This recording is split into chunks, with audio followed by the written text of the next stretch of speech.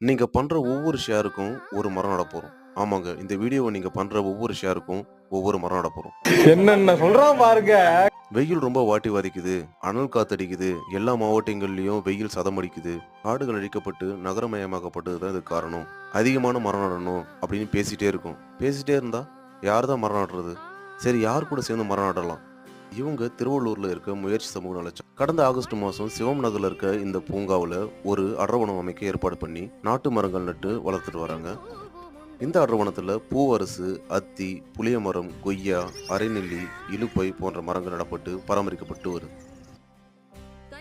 மரங்கள் வெறும் நிழலுக்காக மட்டும் இல்லாம பறவைகளுக்கும் பலன் தர மாதிரி இந்த அடர்வனம் அமைக்கப்பட்டு வருது. நீங்க இவங்க கூட சேர்ந்து சமூக பணி செய்ய விரும்பினா டிஸ்கிரிப்ஷன்ல கொடுத்துருக்க லிங்கை கிளிக் பண்ணி தெரிஞ்சுக்கோங்க. இந்த வீடியோல வர ஒவ்வொரு ஷேருக்கும் ஒரு மரம் நட போறோம்.